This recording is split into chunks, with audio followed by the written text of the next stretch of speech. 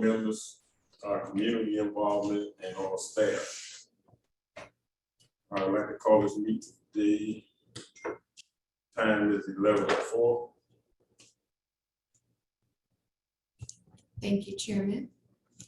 Chairman Cody, Present. Director Stone, Present. Director Emister, Director Leggett,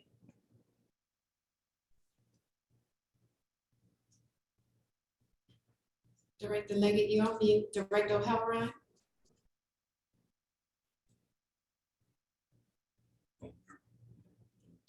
O'Halloran is present and on mute. Present. Okay, thank you. Chairman, you have a quorum. Thank you. I'd like to thank everybody for attending Saturday's event, the retreat. I think everything went great. CEO and staff put everything together exceptionally well.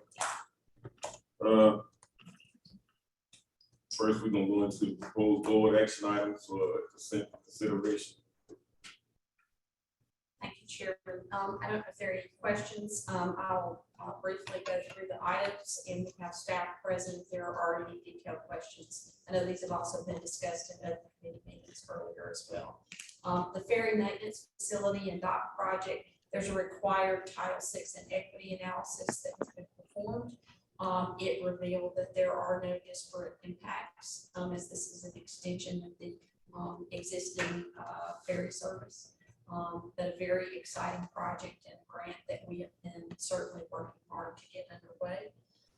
Same Title VI and equity analysis required for the electric fleet, electric bus implementation planning, FTA grant submission, the passenger appreciation fare-free services, which we have proposed 4 days, June the 3rd through the 6th.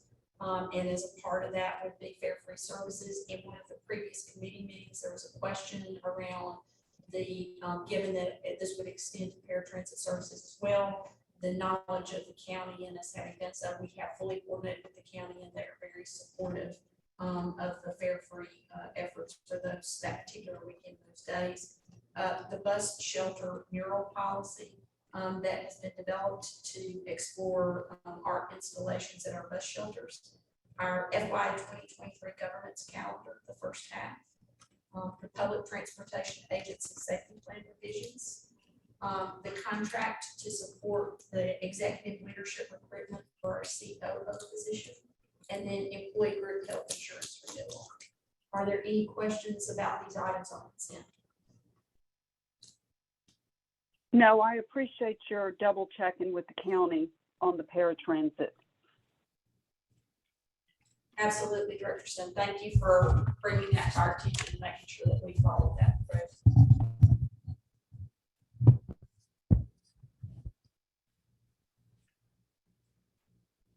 Chairman, any questions on that? Updates to committee. We wanted to make sure that everyone recalls that the FY 2023 budget first reading and public hearing will be on May the 24th, and the FY 2023 budget public meeting, second public meeting will be on, or a public meeting will be on June the 7th at 1 p.m. and at 6 p.m. And of course, we've been working closely both as staff, but also with you as board through this process and budget development. Are there any questions on those updates for those dates of budget meetings, hearings?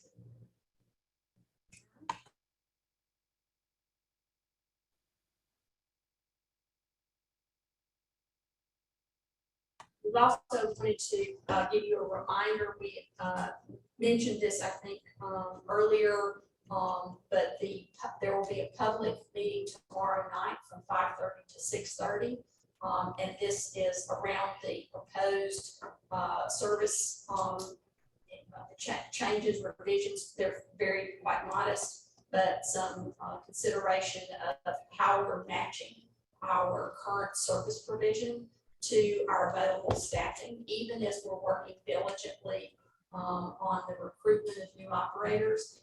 One of the things that we know that is critically important for our existing passengers is the reliability of our service. And so making sure that we make some modest adjustments to both time and stops that enable us to ensure the reliability of existing service is important. We'll have a couple of meetings tomorrow night from 5:30 to 6:30 on that. And Dr. O'Halloran, I think your hand is up.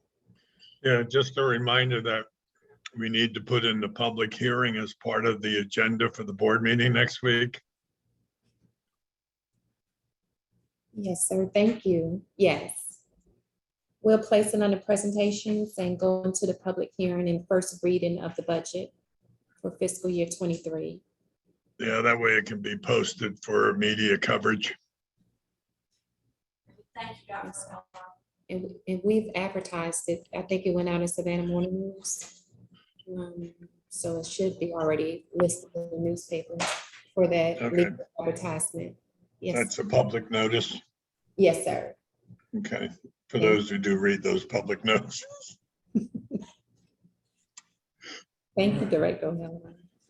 I had one other thing that when I saw the bus shelter, are we making plans to add any more bus shelters, or are the 13 that we had already been placed?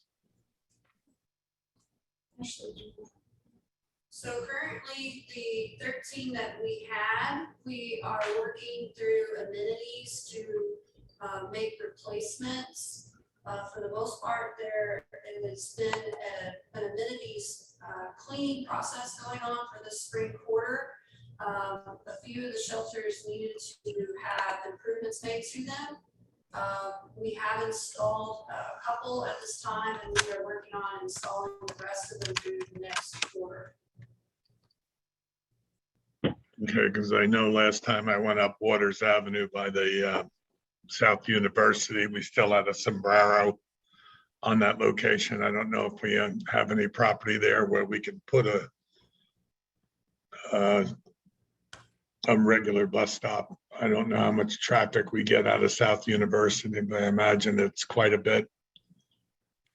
One part about Waters Avenue is we'll have to take a look at the right of way and see if there is additional right of way there for a shelter placement. That could be why there is a sombrero there at this moment, is that Waters is actually quite tight, and where the roadway ends and then where people's yards and parcels start. We can say that the Waters Avenue between 37th and Victory will be under construction coming up rather soon with the city of Savannah. So we're still working on Waters Avenue for the entire corridor in our amenities project. Yeah, I think the sombrero is on actually an apartment complex's property. It might be able to get a right of way from them, if not the city itself. We can certainly work on that, sir.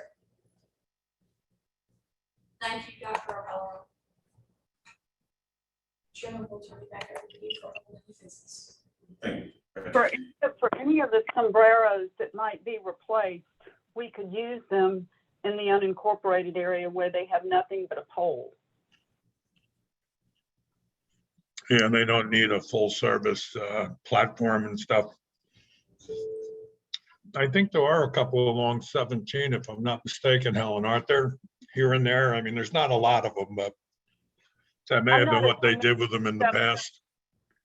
But I know there's one off of Whitfield across from the school. It's just a pole, and you know, it's no shade, no trees, no nothing.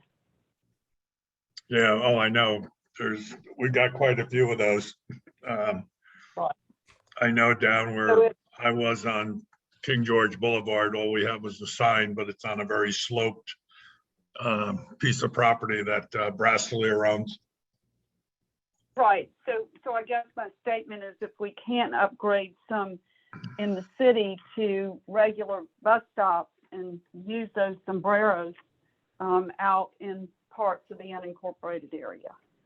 Oh, yeah, that's a great idea because they still work. They just need to be painted a little bit, and freshened up. Right. And there's no need. I'd rather have a sombrero than just a pole.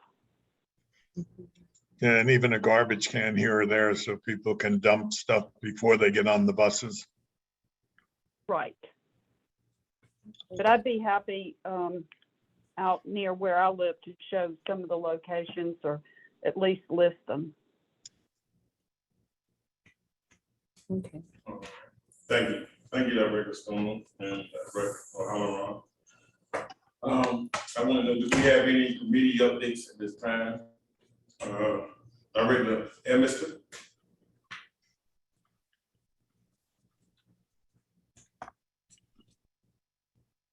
You kind of cut out there real quick. What was that? I want to know, do we have any committee updates at this time? I don't have any committee updates. We did have a good meeting. I was glad to be in person again. Sorry for having to zoom in. I think I'm not used to driving over there. I'll work on that. We also had a great conversation about the art on the bus stops. Very excited to hear more about that, to see that get up and going. That's about all. Thank you. Thank you. Dr. Halloran, do you have any updates at this time? Nothing really. We were talking mostly about the budget, which we'll have the presentation for next week. Great. And Director Leggett?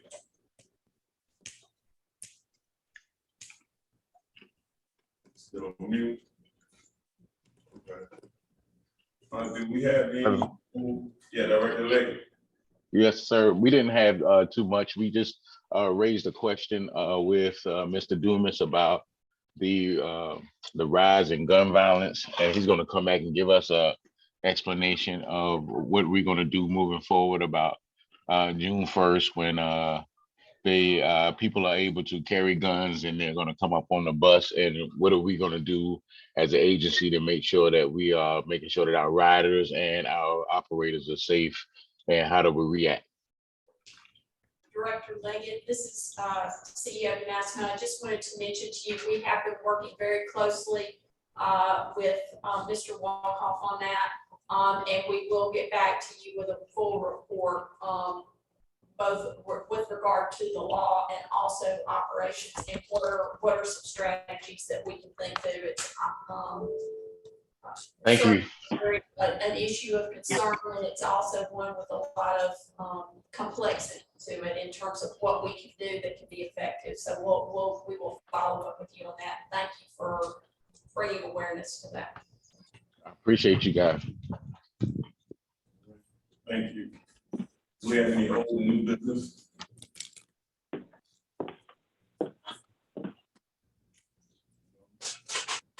All right, I want to advise everybody our next meeting will be May 24th. Look forward to seeing everybody at that meeting next week. Board meeting.